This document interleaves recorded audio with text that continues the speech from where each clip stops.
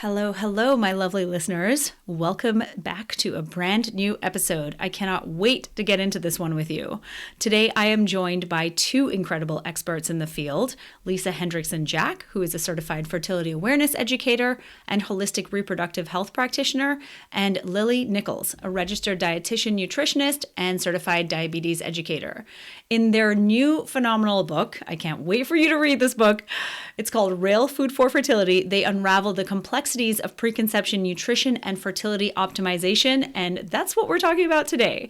So in this episode, we're going to be answering pressing questions like how early women should come off hormonal birth control when planning to conceive, and the impact of contraceptives on our fertility. We also delve into the nuances of tracking ovulation with a conversation on cervical mucus observation, ovulation strips, all kinds of things. For optimal conception timing, Lisa is also going to be talking about male fertility and the current sperm guidelines and why they don't represent what would be optimal for conception.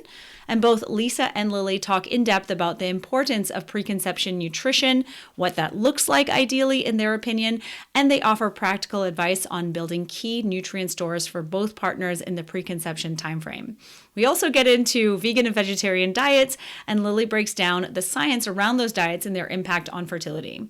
I was an early reviewer for this book, and I cannot recommend it enough. Please share this episode with anyone who wants to support their and their partner's fertility in the best way possible.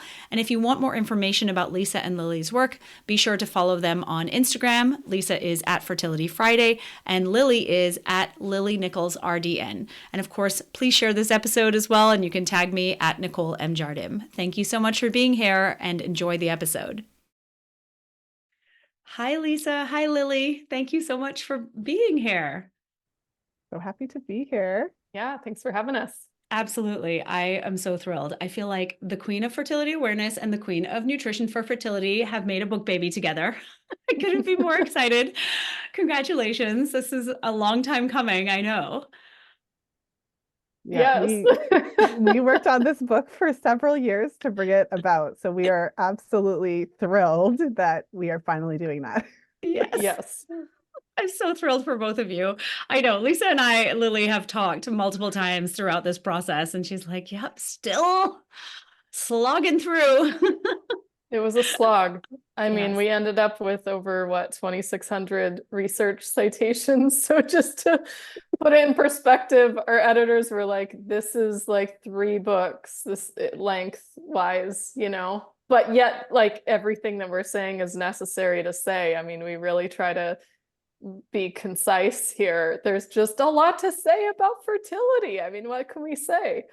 Yeah. It's so true. I couldn't agree with you more. I feel like I had the same problem with mine as well. And I was like, okay, I guess I'm cutting 20,000 words and that's just what I have to do. But yeah, you guys need like a volume, like a series of books. It feels like multiple volumes. Well, and we cut out a lot, I feel like, but ultimately it is the nutrition piece and the fertility piece together. And we were intentional, so we don't include extraneous material that doesn't need to be there.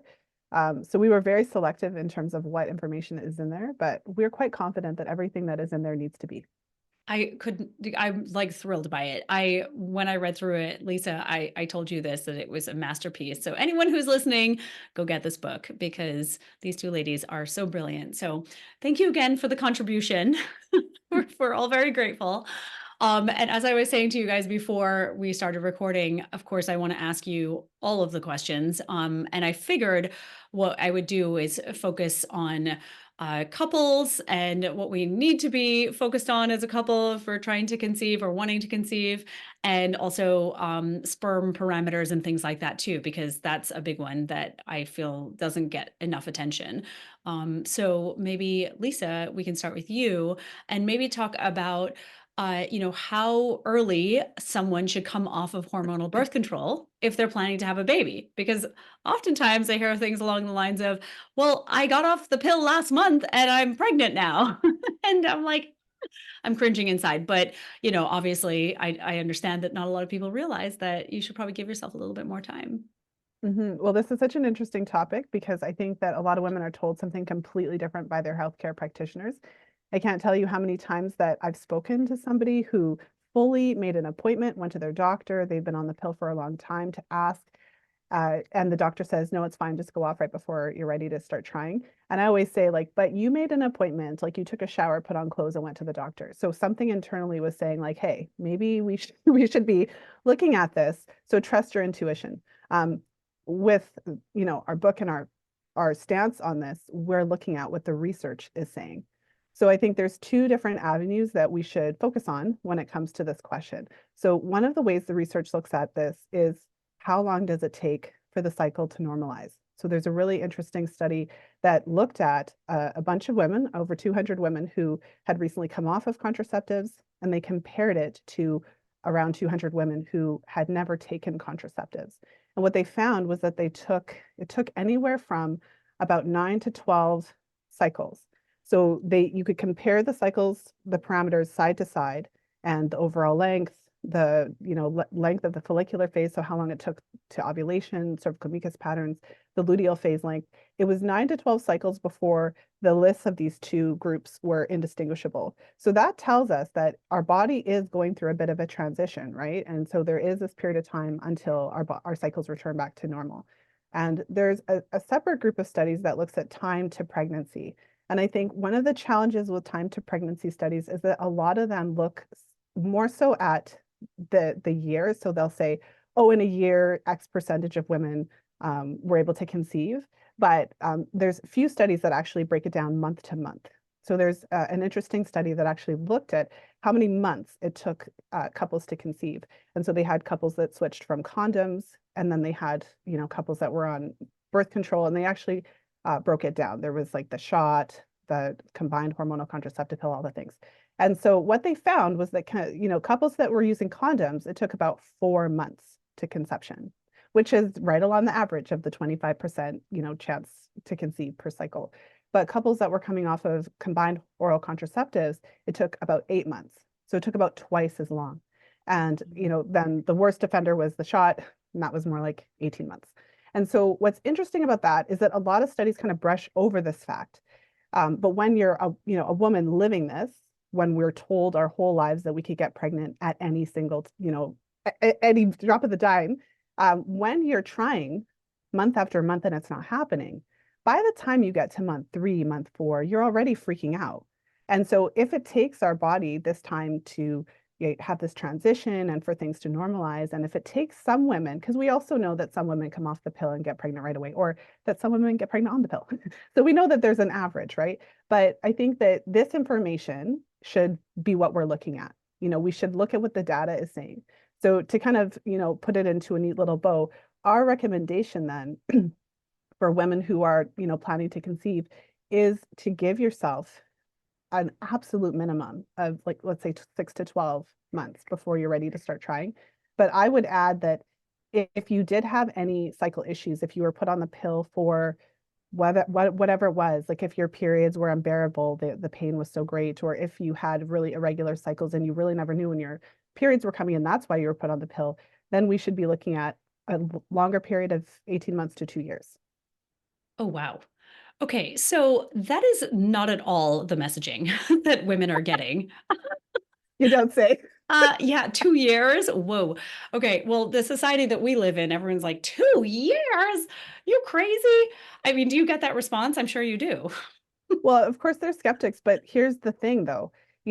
I work with a lot of women, and I've worked with a lot of women over the years. So yes, some women come off the pill and they get their period within 2 weeks. But some women, it might take a month or 2 or 3, and I'm sure you've seen this a ton, or Yeah. 4. There's some women who Or come 5 off the years. pill, Yeah. and they don't see their period for 6 months to a year or more. And if you had issues with your cycle, if you were one of those people that the cycle was really irregular and you were put on the pill because of that, you're at a greater risk for that happening. The pill doesn't cause this to happen, but the pill masks that thing that was going on in the background that was preventing you from having regular cycles. So imagine, because I don't have to, I've seen it. If you come off the pill right before you're ready to start having a baby, and then your period doesn't come back for this long, I mean, that's just such a traumatic experience. It's kind of traumatic regardless, but if you were actually wanting to have a baby right away, that's really, really traumatic. So what I'm suggesting is to come off sooner, not out of fear. It's like I have insurance for my car. I don't plan to have an accident. It's the same concept. And this is what I think we should be told so that we can plan ahead. Worst case scenario, or best case scenario, your period comes back right away. You have the time you need to to allow for this transition to happen. And of course, Lily can speak in depth about not only this concept of the cycle normalizing, but also specifically the nutritional planning and preparation that needs to be happening, especially because we know the pill depletes several key nutrients. Yes. Oh, for sure. I know. And that was something that I wanted to ask you, Lily, next with regard to this time frame is how far in advance should couples be paying attention to their diet before attempting to conceive?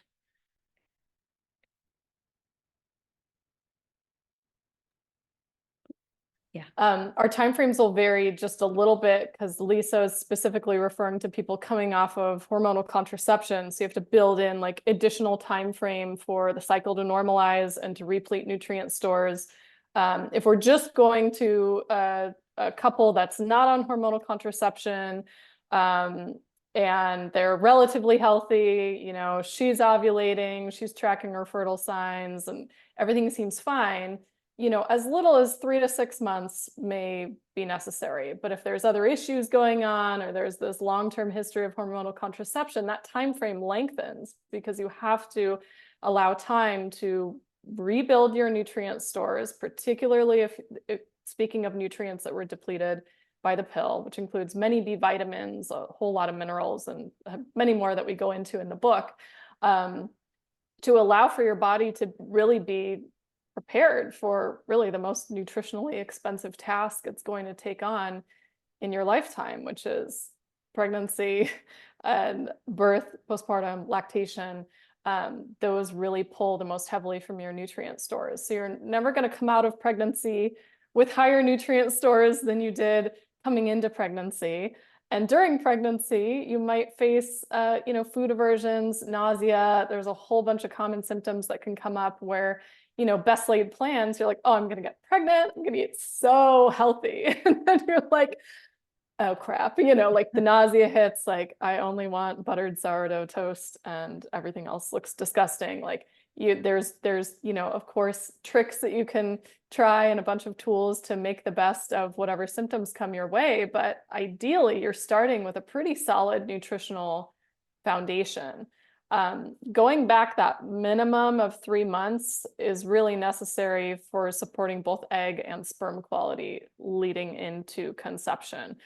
Lisa can go into some more specifics on that if you want, but like if you're just looking at the full development of an egg and the full development of a sperm, I mean, eggs, it goes back even farther, arguably, but like the most nutritionally, the time period where it's most sensitive to nutritional inputs really does end up being that final 3 months prior to conception. We want to optimize the like genetic quality, the mitochondrial health of that egg, of those sperms, so we have the best possible genetic material coming together.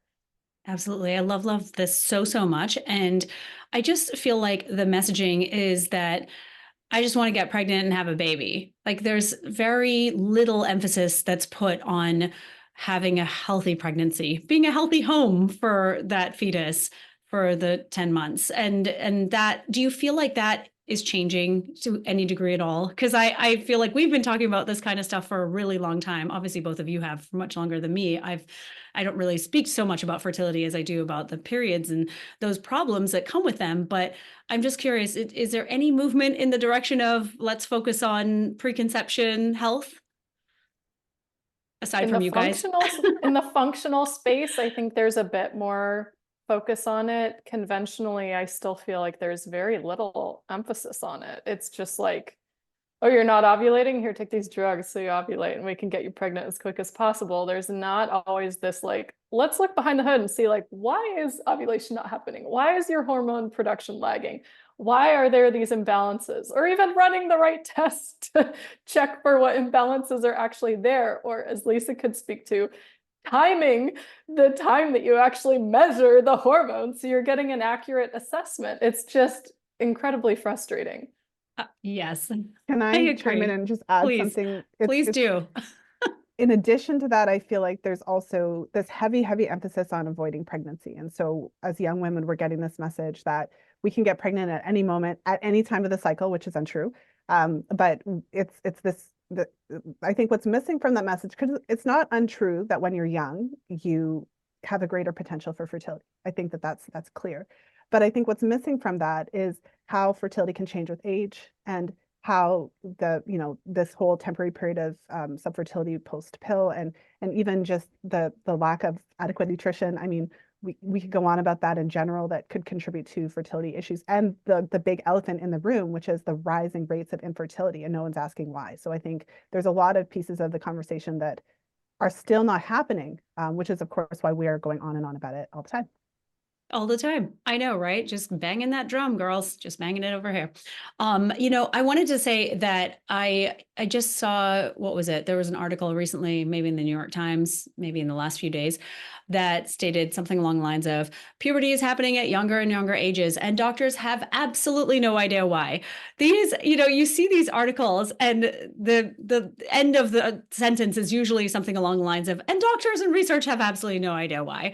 And just so just so enraging for me. I just don't understand how we're still actually saying those words, because I feel like you could literally put anything, right? You talked about fertility problems, infertility. We can talk about sperm health issues. We could talk about anything, insert that. And then they're like, yeah, we have no idea why.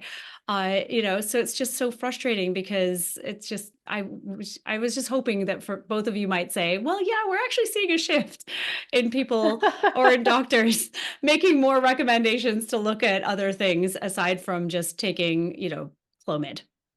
I think until there's a shift in the medical school curriculum, Yeah. or until there's a shift in the pharmaceutical industry influence on the medical school curriculum, we probably won't see, we'll probably continue to see baffled doctors as a rule for all trends. Yeah. Yes. It seems so. Is that bad? Is that bad to say? It's just, the truth is the truth, I think. So, that's what we're here for. So talk to me, Lisa, about, this was something that I wanted to touch on. It's slightly unrelated, but it's related. But I really want to talk about tracking cervical mucus, in comparison to ovulation strips, because I hear all the time, but my ovulation strip, it says that I'm ovulating, or that I ovulated. And I'm like, well, that's not quite how it works. So can we talk about that for getting the timing right for conception? Sure. And I think it's interesting because I've certainly come across as like the anti-ovulation strip girl. And my issue is how they're used. I want women to be to understand how they're used, or how they should be used, how they work, so that they're really informed. Because like anything, there's pros and cons, and there's different nuances. So basically, an ovulation strip is programmed to turn positive when it detects a certain level of hormone. And different strips are actually programmed differently. So there's factors that can contribute. So what this means is that, depending on your hormone levels, or even how you're how you're testing, you could ovulate and have the strip not turn positive, or you could not ovulate and have the strip turn positive, because again, it's based on the level of hormones. So the basic understanding of how these strips work is that they are detecting luteinizing hormone. Luteinizing hormone. So in an easy example to explain the role of luteinizing hormone, if you picture the ovarian follicle like a balloon, the luteinizing hormone is essentially the pin. So the follicle is developing and developing and developing, and then through a series of hormonal, situations, when the follicle is ready, that is theoretically when the luteinizing hormone surge happens. So theoretically, this is when we have a large amount of luteinizing hormone, and then ovulation tends to take place about 24 to 36 hours after that. So these strips are then intended to detect this surge of LH that happens about 24 to 36 hours prior to ovulation. So I think the key few details about that explanation is that the strips do not confirm ovulation. They tell you that ovulation should be happening shortly. And so there are certain situations when a person might have elevated LH, like in the case of PCOS, one of the common markers is elevated LH. So there are some women who would then show a lot, and have it not necessarily mean ovulation. And there are women who might have lower levels, maybe than the threshold of the strip. Or, I mean, we recommend if you're taking it, like take the first morning urine and like dip the strip, like collect the urine in something, dip it. So it's also possible that if you were doing like a midstream, urination midday or something, that the level of hormone wouldn't be strong enough to detect it. So those things are just background information to know why I think the strips could be a fantastic secondary sign for us to pay attention to, but maybe we shouldn't be relying on it completely as the only sign. So this is where cervical mucus comes in. So the basic knowledge of cervical mucus is that we produce cervical mucus, which is, it can be a clear, stretchy, kind of like raw egg whites. It can be the creamy white hand lotion type. We produce this as we approach ovulation in response to rising estrogen levels. So our bodies are, fantastically designed with this really cool natural ovulation predictor, like right in there. And the interesting thing about when we're looking at it from a fertility awareness lens is that we don't actually have to predict ovulation as much as we have to understand which days are considered fertile and not. So when we have that cervical mucus prior to ovulation, if we were to have unprotected sex on those days, the sperm can survive in our reproductive tract for up to 5 days. So then the goal when we're charting from the fertility awareness lens isn't actually to try to have sex right on ovulation day. It's to have sex on those fertile days. And that then means that the sperm is already in there. They're hanging out, having a coffee, like in a bagel in the fallopian tubes, waiting for the egg, right? And so this is the design. The design is to have the sex when we have the mucus and to have the sperm actually be ready and waiting prior to ovulation. And so if we combine that amazing, predictive ability of our cervical mucus and we add that to those ovulation strips, then we have two great tools. And then we, for example, one of the things I warn against is don't wait until the positive if you see cervical mucus first, because based on this design that I explained to you, you may have cervical mucus for several days before you ever get that positive. And so by just only relying on the strip, you could be missing out on these fantastic fertile days. Hopefully that answers the question. So I'm not saying no ovulation strips, but it's like, let's use these two things together. And that's really how we optimize the timing. Yes. Oh, for sure. It's so helpful. I think that that's the problem, right? Is there's misinformation or misunderstanding about how ovulation strips actually work. So thank you for that. That was so helpful. Lily, I'm going to come back to you because I wanted to I want to get into sperm health and guidelines and things like that. But I wanted to ask you, when couples are planning to conceive, what should they generally be aiming for? I know this is such a loaded question. You guys have a very full book of all this information, but from preconception nutrition perspective, what should we be focusing on? Yes, let me try to sum this up as briefly as possible. Easy to sum up. No big deal. No, it actually is. I mean, I feel like we have to jump through a lot of hoops to gather all this data and give all this evidence for these things that people don't want to believe, but it's really very simple. You want to be eating a diet that is comprised primarily of whole foods in their natural state with as little processing that removes nutrients as possible. So like cooking food is processing, or fermenting foods like milk into yogurt is processing, but it's not reducing the nutritional content. Whereas our ultra processed food category, i.e. the majority of the grocery store, are what's labeled as food, but you look at the ingredient list and it's just a whole mix of chemical soup. It's like all refined carbohydrates, added sugars, poor quality oils, and then the flavorings, additives, and that kind of nonsense. Yes, we do need a certain amount of energy in order for our reproductive function to work properly, especially women. We're very sensitive to energy deficits. Our ovulation can just go like off a cliff if we're not eating enough food. But we also require building blocks, our macronutrients, our fat, carbohydrate, and protein, and then our micronutrients, our vitamins and minerals, to keep our body and our cells healthy, to keep ovulation occurring properly, to support sperm quality as well, to bring in the men. So when you're looking at whole foods, they generally have all that. Yes, they're providing energy. Yes, they're giving you macronutrients. And the key one that's missing from the processed foods is they're also providing you with an abundance of vitamins and minerals. So when you look at what that looks like in regular eating, we're talking about, in terms of foods, plenty of protein-rich foods. Arguably, these are the most important, in my opinion. I go at great length into detail about why protein is so crucial for reproductive function, all the way down to like specific individual amino acids that make up our protein-rich foods. So protein from a variety of sources, as large of a variety as possible, because each one has their little benefits, right? Our seafood is really rich in DHA and vitamin D and choline and zinc. And then you have your, your beef is really rich in iron and copper and B12 and B6. You have even your plant sources of protein. Those have an abundance of folate and fiber, which can be beneficial as well. So as large of a variety of protein-rich foods as possible, and really center that particularly at breakfast, because that sets the stage for your satiety hormones, for regulated blood sugar and insulin and cortisol levels for the whole day. And then when you're choosing your protein foods, don't take the fat out of them because you need the fat for hormone production. All our steroid hormones are made on a cholesterol backbone, which you get in fatty foods. So don't take the fat out of the things that already have fat. Very simple. Leave the yolks in your eggs, leave the skin on your chicken, leave the fat on your steak, leave the fat in your nuts. Don't get that peanut butter powder or whatever defatted stuff is out there. Like, leave the fat in the food, enjoy your avocados, dress your salads with oil.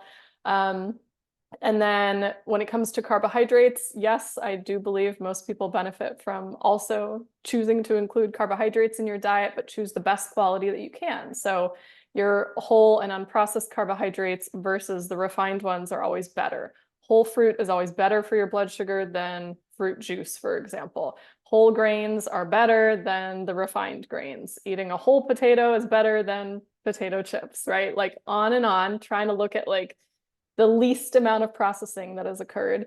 And then kind of technically not super in the macronutrient category, just because they're not a super concentrated source, but our vegetables and our fresh produce provide us with an abundance of antioxidants, which we need for our body to keep inflammation at bay. And inflammation is like just a really, a lot of people have a lot of excess inflammation going on in their body, and that dramatically can reduce both egg and sperm quality. So you're always trying to kind of like keep the balance of inflammation.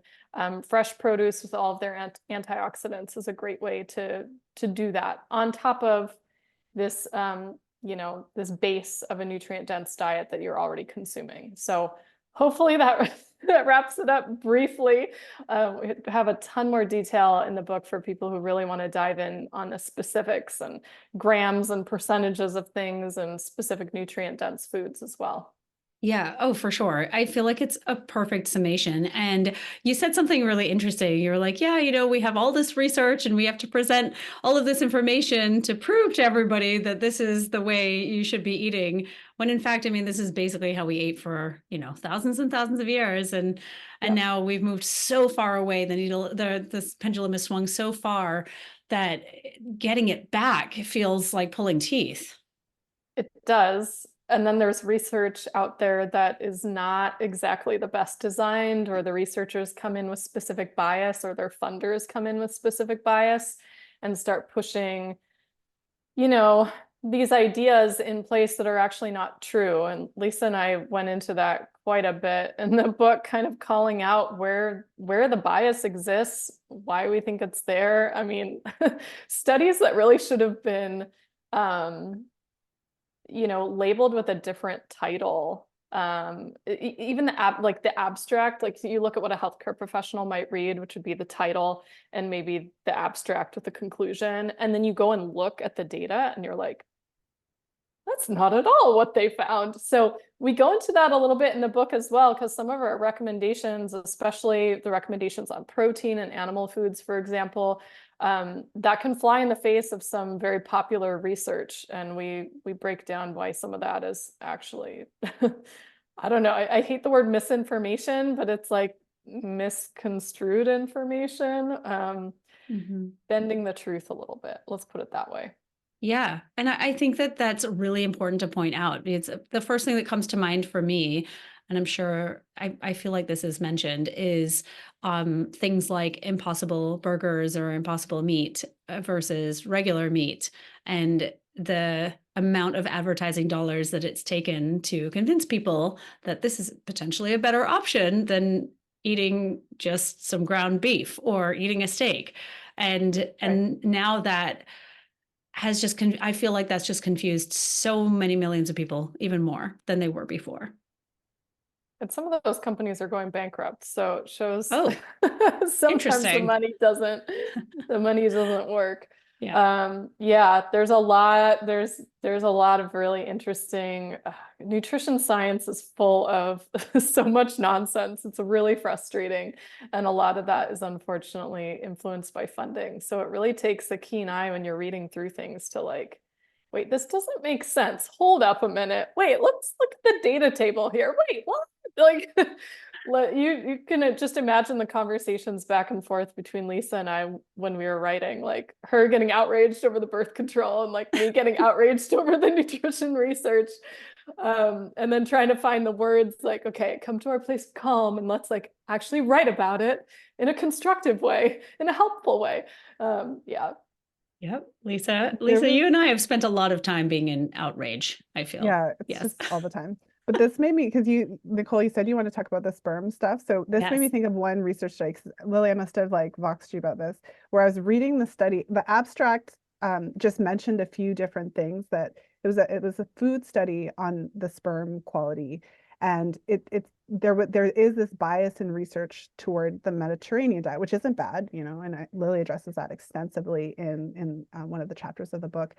And they just emphasize what you would think, like, fish and vegetables and things like that. But then when I read the study, they found that men who ate organ meats had a significantly improved sperm, like had specifically improved sperm parameters. And I remember like reading it and being like, this is huge. And then going back to the abstract to be like, what is going on? Like, what?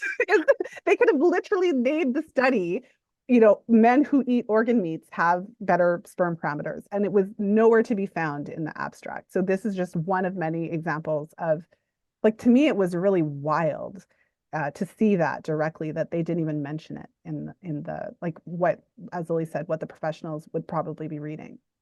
Yeah, that's a huge thing. And that makes so much sense. I feel I've seen the same thing in looking at studies over the years. And I'm like, are my eyes playing tricks on me?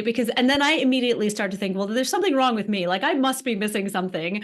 But no, apparently that's not true. So I'm glad that you guys confirmed that for me.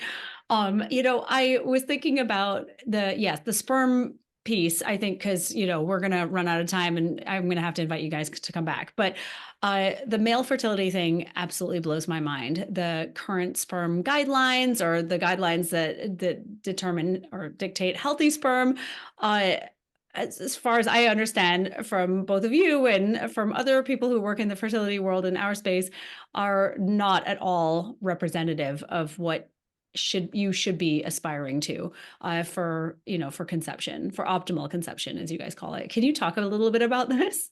Well, so to kind of wrap it up briefly, I think it's helpful to kind of wrap your head around what those parameters represent or how they're typically used within conventional medicine. So I think the most important piece is that the parameters that they're looking at don't represent what would be optimal for natural conception.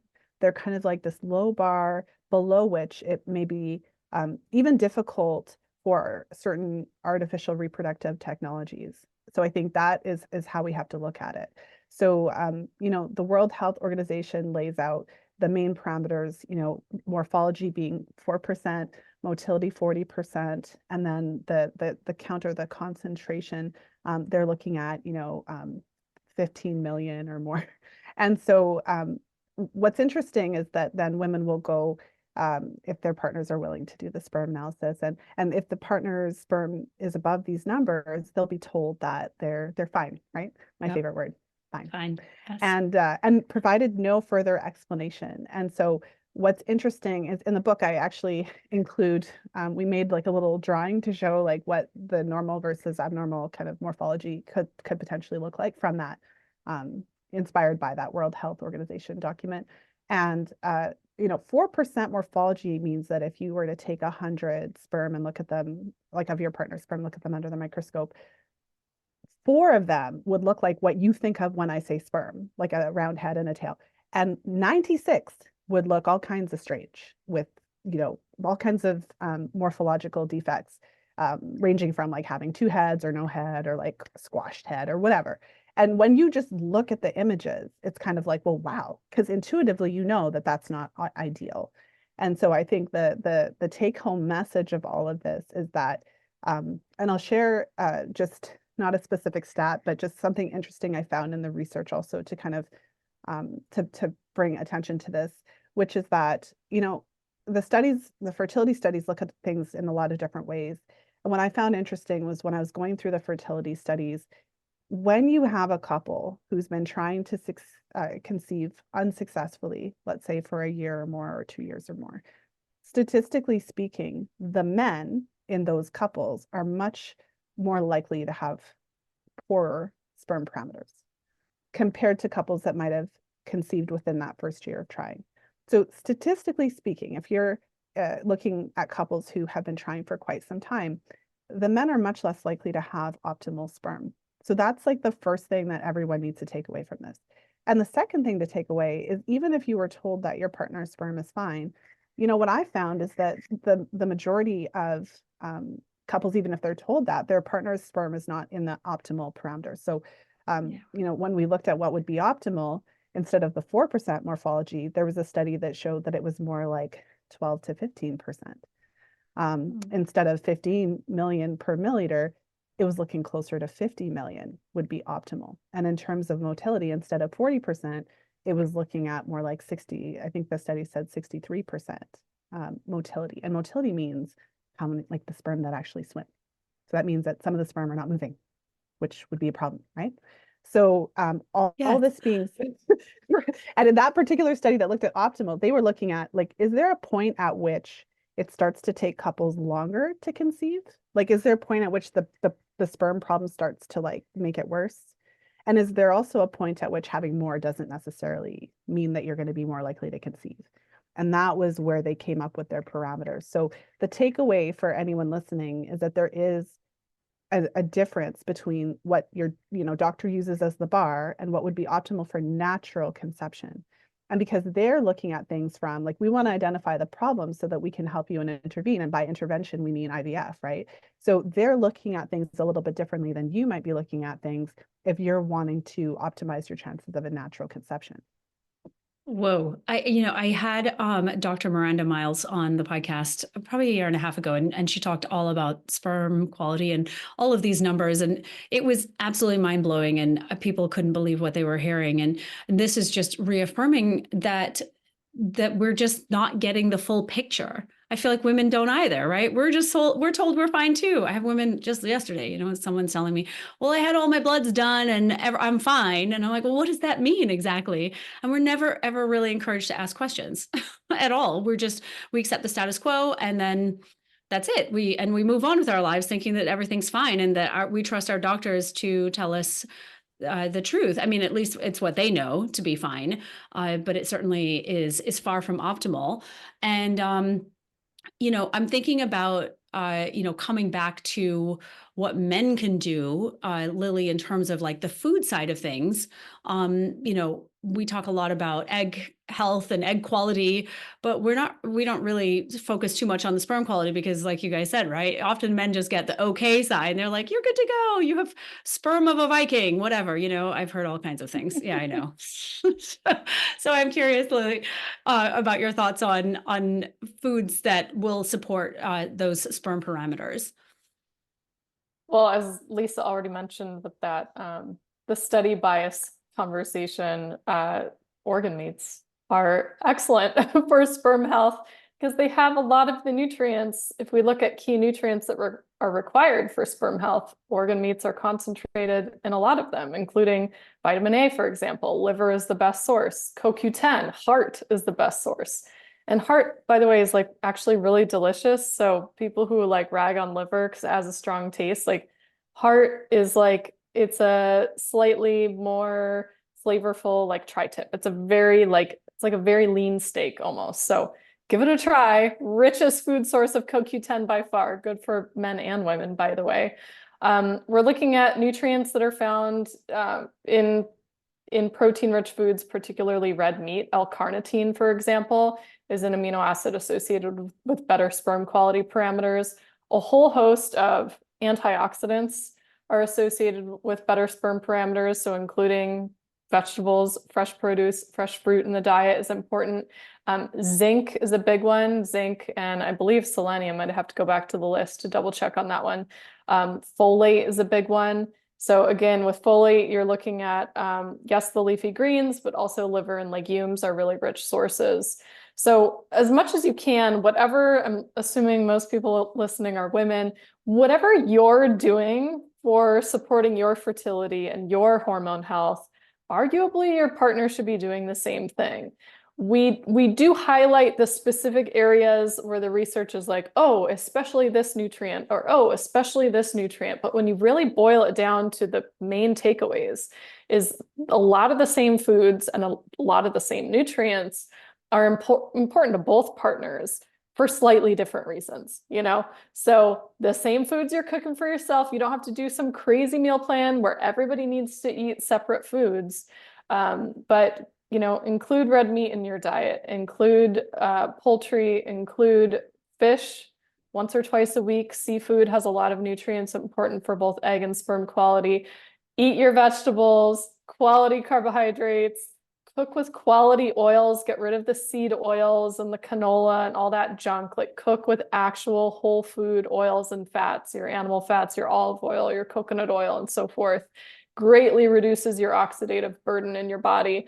And those same principles that you bring into your household will carry you through not only conception, but also pregnancy, postpartum, nursing, and nourishing your family, you know, for years to come. So there's a lot of like, we love getting into the weeds, but I also like to just make it simple. It's like the same stuff. The same stuff that's healthy is healthy for your hormones and healthy for his hormones. Just eat it. Exactly. Like you said, healthy for kind of similar but different reasons. So exactly that. What about fertility boosting foods? You hear that a lot, right? Like, especially in our world, take this to boost your fertility. I mean, obviously all of these things are, but what are your thoughts on that term and what that really connotates? I mean, I agree to some extent. Yeah, there's foods that are like particularly nutrient dense or where we have a long history of traditional cultures emphasizing those foods prior to conception and throughout pregnancy. And we do highlight those. So, you know, organ meats, seafood, fatty fish and seafood, really good quality, whole fat dairy, produce. I'm going to miss some because I don't have the list in front of me. Fermented foods that provide you a natural source of probiotics. Red meat, meat on the bone broth, things that are really collagen rich. Those are the handful I can think of off the top of my head. But yes, I would call those fertility boosting foods. I would also just call them, generally speaking, nutrient dense foods. And I can call out the specific nutrients and why they're beneficial. You know what I mean? I think this idea that there's like one single magic bullet that's going to, for sure, fix your hormones and get you pregnant. I think taking it that far is a bit of a stretch. It's more so like the totality of the quality of your diet and how long that you've been eating that way to replete your nutrient stores. That really has the greatest effect. So your diet does not have to be 100% made of nutrient dense foods, but including as many of them as possible for as long as possible will reap you rewards over time. But this is a long game. This isn't like do a special fertility boosting diet for a week and like you've arrived and you're pregnant. You know, it's like you want to be working on this for months, if not years, and not just to get pregnant, but because it keeps you healthy and feeling well, right? So like, Yeah. This is a long game. It takes practice. Oh, it certainly does. Lisa, I don't know if you have any thoughts to add to all of that. I mean, I feel like Lily wrapped it up pretty succinctly, but I absolutely agree. I think it's interesting that there's this like eat this one food, and like I think at this point we should all be wary of those kinds of easy kind of fixes. And I also think that what our book presents is more of a framework. And there are specific foods, but it would be a different list than many of those supposed fertility boosting foods. It's almost food categories or but it's a much different approach in that way because there's no magic that we're promoting. It's just a specific way of eating that aligns with what the research shows are the nutrients that are most beneficial for fertility and menstrual cycle health and hormone health. Yeah, I mean, it goes against the grain in the sense that we are such a fast-paced, like we want the solution and we want the results real quick. And this just doesn't really align with the way we've been going. And now I feel like we have to sort of reverse course and start to do things a little bit differently. And I feel like that's exactly what both of you have been just going on about for a really long time in both of your various businesses and your work, and now you have it in this amazing book. And so I feel like people finally have like a very clear roadmap with a ton of research to support it, which is amazing. Thank you. Thank you. Yeah, very excited about it, as you can tell. Okay, before we wrap things up, I want to ask, because I feel like this is sort of a bit of an elephant in the room type of situation.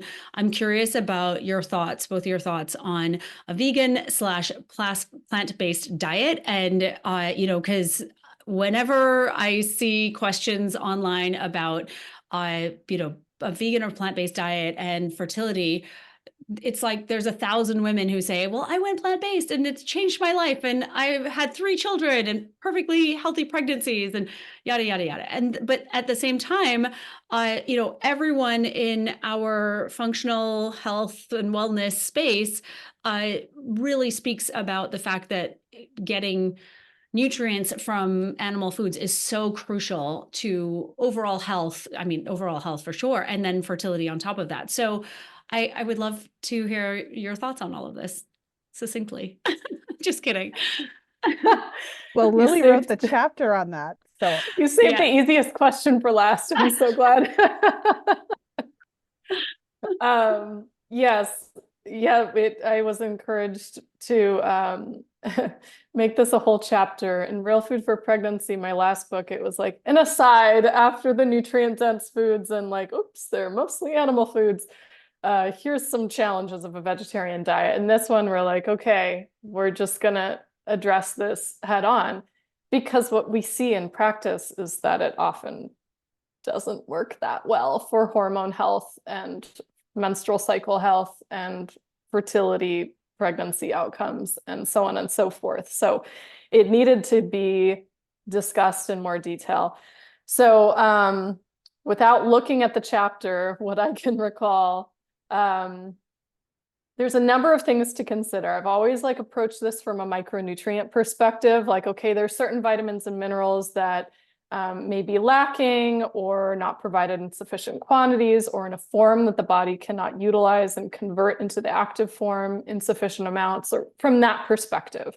And this is definitely the case. And I go through those various micronutrients and where supplementation might be necessary or may not necessarily cut it sometimes, because it's really hard to replicate the synergy of nutrients we get from food. But beyond the micronutrients, which you can kind of out supplement, a missing piece of the conversation is protein and protein quality. So our protein recommendations across the board population-wide are way too low for optimal health. They are to prevent the most serious form of deficiency, and they will keep you alive, but not thriving. And with fertility, this is definitely true. With vegetarian or vegan diet, yes, you can theoretically get enough protein if your ballpark is like the RDA, and a lot of vegetarians do meet the RDA for protein, but we need a lot more than the RDA for optimal health. Plus, the RDA for vegetarians is under the assumption that half of your protein is coming from animal foods. This was actually a shocker for me to uncover. I was not taught that in my training as a dietitian. So it's always interesting. I always go back to like, how were the guidelines set and what assumptions were we making? Oh, we're assuming that vegetarians are getting half of their protein intake essentially from eggs and dairy products. So with vegans, of course, that's not happening. And what happens when you're not getting a sufficient amount of high quality protein is you don't actually utilize all the protein that you're taking in. So yes, you may be able to hit a particular gram amount, but the percent of that protein your body can actually use to build other bodily proteins is limited. So we know, at least for vegetarians, they need at least 20% more protein than whatever the RDA is for non-vegetarian omnivorous adults. For vegans, that has not been defined.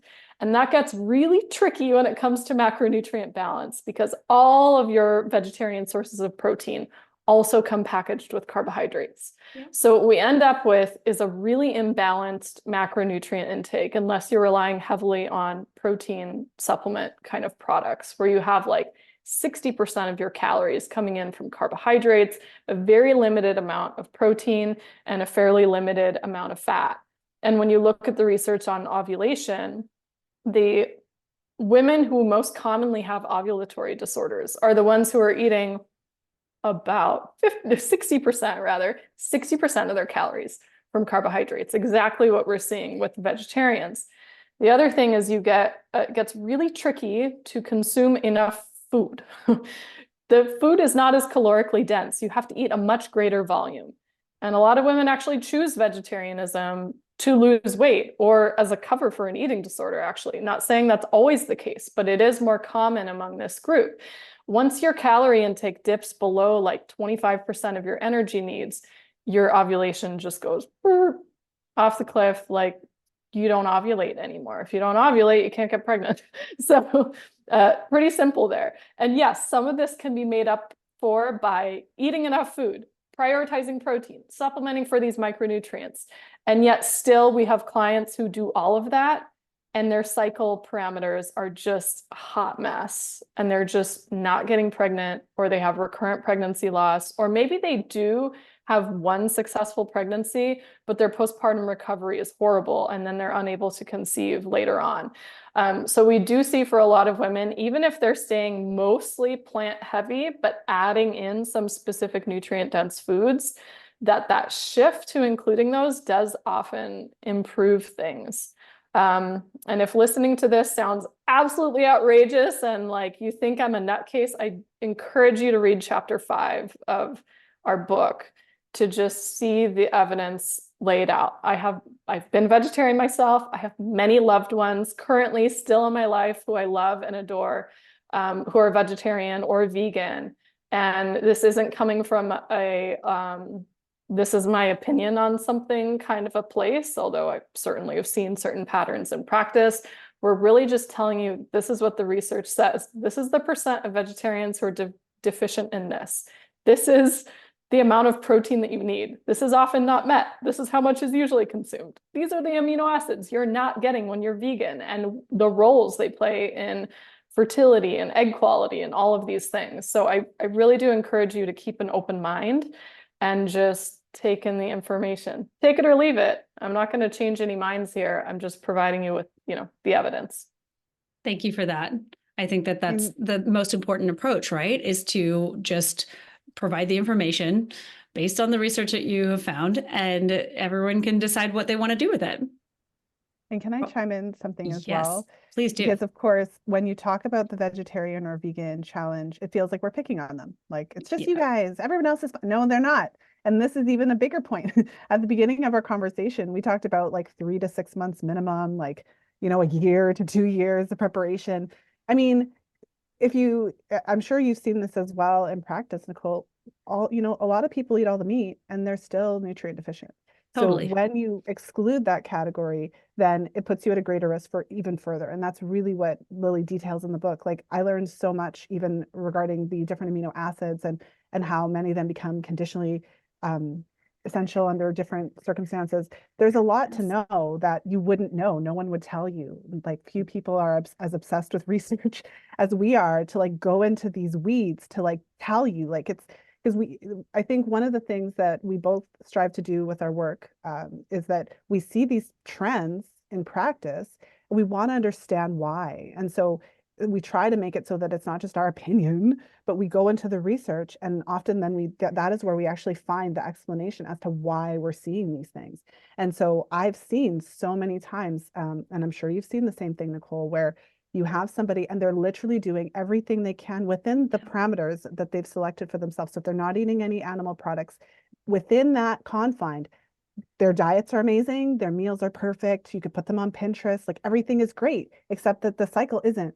And they still have issues with progesterone production and PMS and ovulatory disruptions and, irregular bleeding and often also digestive issues and a variety of other things.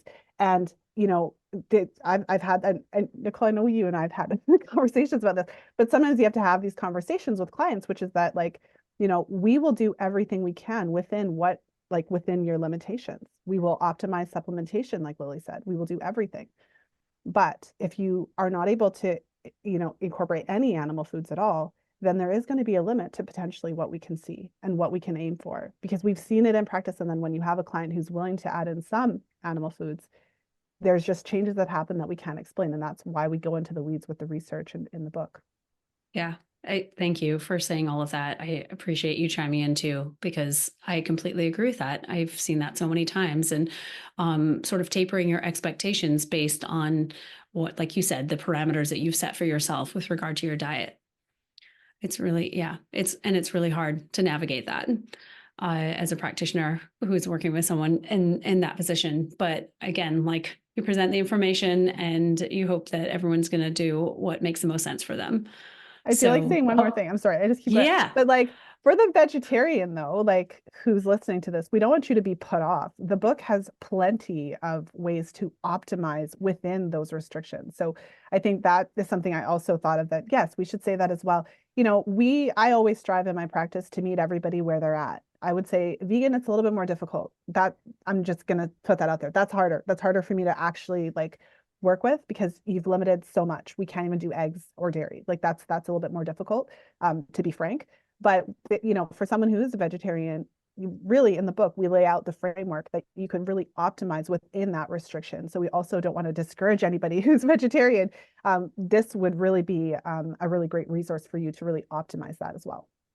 Yeah, we have both the tips to optimize, and then we also have, and this has been a long requested resource from readers, because a lot of people will read my other book and be like, okay, I want to eat animal foods, but where do I start? So we have a section on transitioning away from a vegetarian diet and some of the considerations you might make when reintroducing animal foods, and the hows and the whys, because there's about 1,000 reasons people choose to eat that way in the first place. So what is the rationale? Is it still important for the same reasons? And within those considerations, what do you consume? What seems most ethically aligned? Or what do you want to take because you want to optimize your nutrient intake? So maybe you might take that approach. So we do incorporate quite a bit of hand-holding, regardless of what your decision is after taking in the information. We just appreciate you reading the information, because it'll come in handy during pregnancy as well, by the way. And just read the information, take it in, and then here's the next step, here's where to go next, depending on whichever path you take. So there is quite a lot. And if you are experiencing, really common cycle issue among vegetarians is hypothalamic amenorrhea, you just stop ovulating and stop cycling. And we have a really detailed chapter on that, which really kind of holds people's hands through, disordered eating, which a lot of times it is disordered eating or compulsive exercise or a combination of the two. And we really kind of hold your hand through that thing as well. Sometimes our food and lifestyle choices really do end up being it's a psychological push and pull, we get that. We've worked with a lot of clients, so we kind of know the language to get to the heart of what's going on. Thank you guys so much. This is so great. I feel like I could ask you a million more questions. Lisa, if you're okay to answer one more, I think there's one more thing that I feel like we didn't totally touch on, because we touched on sperm health. Is that okay for both of you? Yeah. Yeah. Okay. All right, great. Okay. the final question is ovarian reserve, right? So we talked about sperm, but I did really want to touch on egg quality, and I know there's so much more on this in your book, but I feel like there's been a lot of talk recently about anti-Müllerian hormone, or AMH as it's known, and low AMH values being indicative of diminished ovarian reserve. That's what we always have understood. And now things are slightly changing. So can you talk a little bit about that and the fact that it doesn't necessarily mean that you won't conceive naturally and that AMH is just one part of a bigger picture? Yeah, it's just a light softball question I know, sorry. to wrap Sorry, us up girl. today. I know. We'll No, just wrap no. it up with that.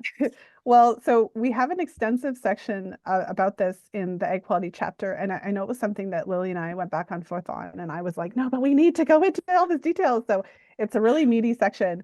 And the reason that it was such a strong focus is because, especially over the past few years, I don't know if you found this also, Nicole, I've had so many clients basically who go into their doctor's office and come out completely devastated. If their Devastated. AMH number, like it's actually, and the thing too is women who are struggling with fertility challenges are in it's a very difficult, very emotionally raw state to begin with. And so you're already like on eggshells, and then your doctor comes in and says, you have low AMH, you'll never be able to get it. Like, it's just, you're going to menopause next. Like, it's just completely insane. What's more insane is what the research says on it. Like, that's the more insane part, even than being told that by your doctor. Because it's not like I read a couple stray studies and I found this obscure information to write the section. It is pretty much the consensus in the literature. There are multiple meta-analyses and like review studies. Like, this is not like rare information. So anti-Müllerian hormone is produced by the growing follicles, um, towards, it's produced throughout the menstrual cycle, but it's kind of like a proxy for the pool of follicles that are developing. So in any given menstrual cycle, prior to ovulation, there's a little pool of ovaries that develop. And then from that pool, one will be selected for ovulation. And this pool of follicles is thought to represent the kind of overall number. So when we look at your egg reserve, your ovarian reserve, it's like no one can, like, they're not cutting out your ovaries and counting your eggs. So any measure of ovarian reserve is always going to be an indirect measure, an estimate of what we have left. And so when you are toward the beginning of your reproductive life, you would have a larger pool of follicles at the beginning of that menstrual cycle. You would have a higher, what they call antral follicle count, when they actually do the ultrasound and count the follicles.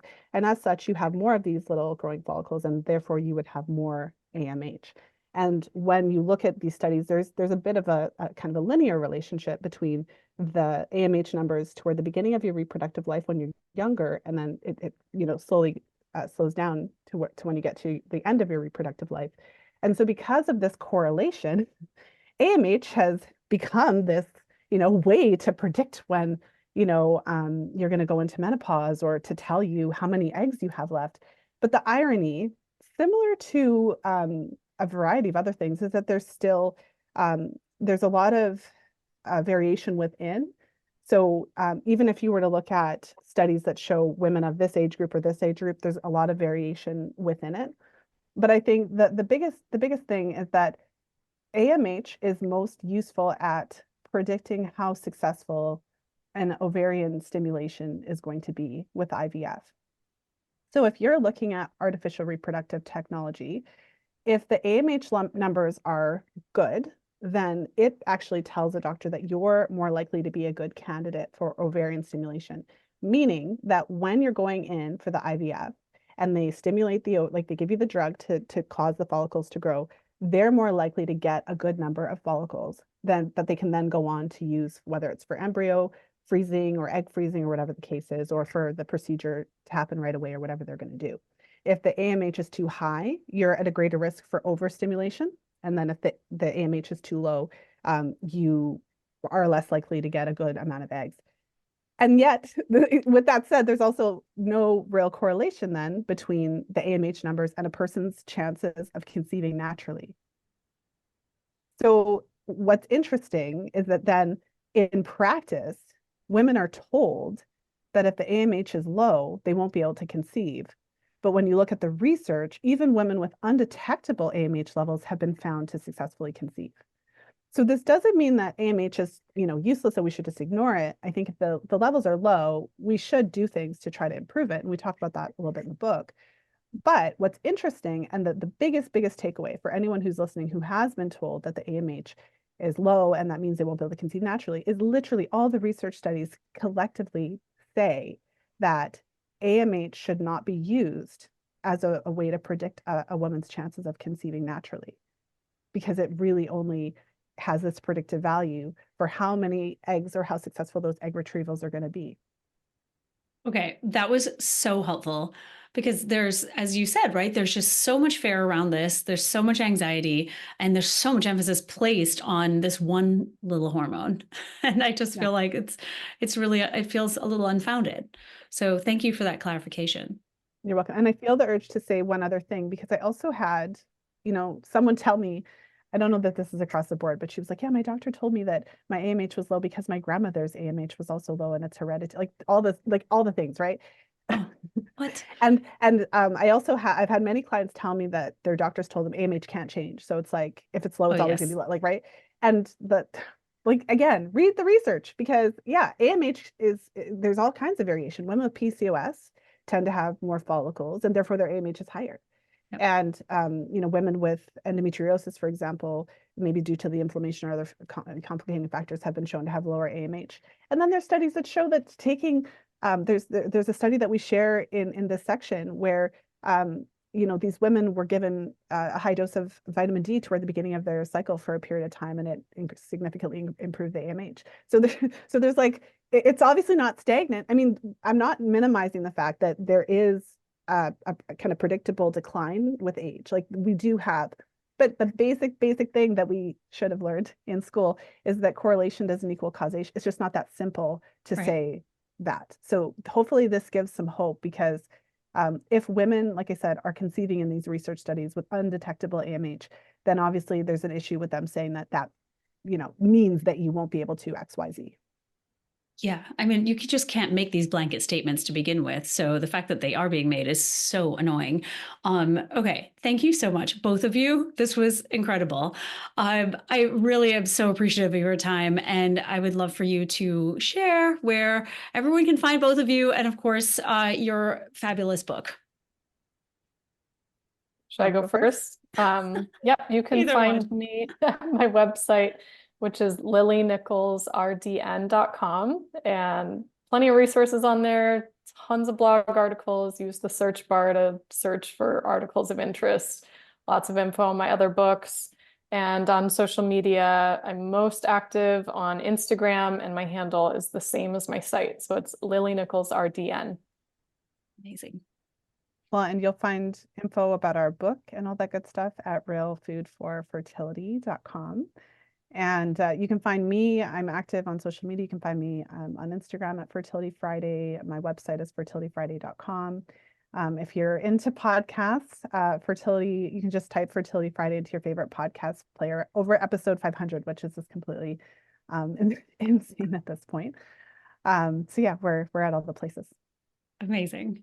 Thank you both so much again for such an amazing episode. I'm so grateful for your wisdom and your knowledge and your relentless desire to look at the research and include it in your books.